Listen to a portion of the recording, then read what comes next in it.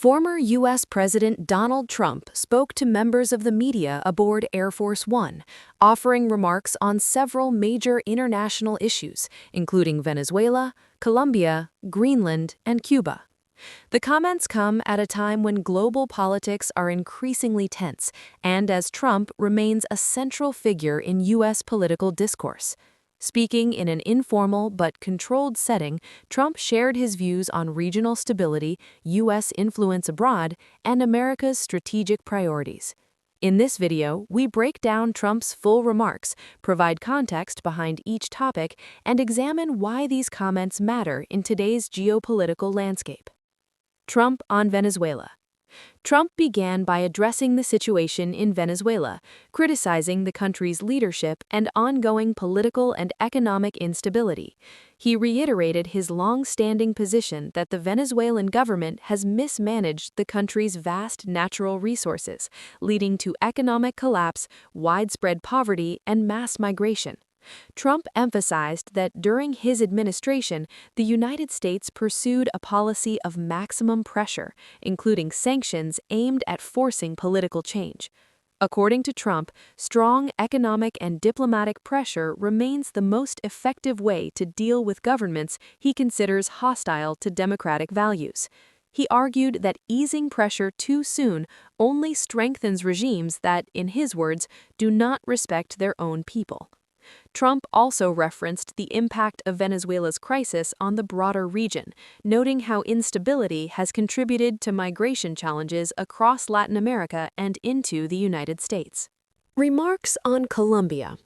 Turning to Colombia, Trump adopted a more supportive tone. He described Colombia as a key U.S. partner in the region and praised past cooperation on security and counter-narcotics efforts.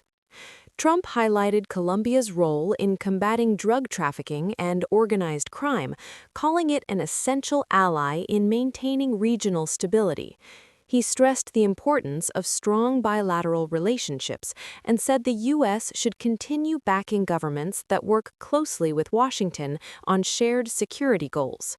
At the same time, Trump acknowledged the challenges Colombia faces, including internal security issues and pressure from neighboring instability. He suggested that sustained U.S. involvement is critical to preventing further regional disruption.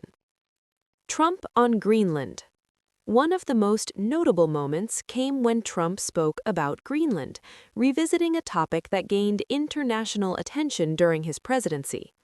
Trump emphasized Greenland's strategic importance, pointing to its geographic location, natural resources, and growing relevance in Arctic security. He framed Greenland as a key area in future global competition, particularly as climate change opens new shipping routes and access to resources. Trump argued that the United States must think long-term and maintain a strong presence in strategically valuable regions.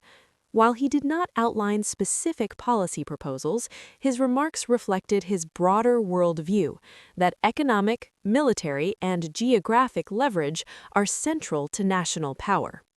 His comments once again sparked discussion about how major powers view the Arctic as a new frontier for competition. Comments on Cuba. Trump also addressed Cuba, reiterating his hardline stance toward the Cuban government. He criticized policies that he believes weaken U.S. leverage and argued that firm pressure is necessary to push for political and economic reforms. Trump maintained that his administration's approach sent a clear message that the United States would not support systems he considers authoritarian. He also mentioned the Cuban American community, particularly in Florida, saying their concerns and experiences should remain central to U.S. policy decisions toward Cuba. Trump's remarks reflected continuity with his previous positions, emphasizing sanctions, diplomatic pressure, and a refusal to normalize relations without significant change. Tone and setting aboard Air Force One. The setting aboard Air Force One added weight to Trump's remarks. Speaking in the iconic aircraft often associated with presidential authority, Trump appeared confident and composed. His tone throughout the exchange was firm, direct, and familiar to those who followed his presidency. While not making formal policy announcements, he used the opportunity to reinforce his worldview on international relations, one rooted in strength, leverage, and transactional diplomacy. The informal nature of the conversation allowed Trump to move quickly between topics, responding to questions with broad strategic framing rather than detailed policy plans. Why these remarks matter? Trump's remarks matter for several reasons. First, they signal how he continues to shape debates on U.S. foreign policy, particularly as discussions about America's global role intensify. Second, they offer insight into how a potential future Trump administration might approach Latin America and strategic regions like the Arctic. Third, the remarks highlight enduring divisions in U.S. foreign policy between engagement and pressure, diplomacy and sanctions, cooperation and confrontation. Even outside office, Trump's words influence allies, rivals, and domestic audiences alike. Former President Donald Trump spoke to reporters aboard Air Force One, addressing several key international issues. Trump commented on Venezuela and Colombia, criticizing regional instability and reaffirming his hardline foreign policy stance. He also made remarks about Greenland, repeating his view that the island holds major strategic importance. Trump touched briefly on Cuba, calling for continued pressure on the Cuban government. The remarks come as Trump remains a dominant voice in U.S. foreign policy debates ahead of the next election cycle. International reactions and context. While immediate international reactions were limited, Trump's comments fit into broader global conversations. Latin American nations remain closely attentive to U.S. policy signals, particularly regarding sanctions and regional security.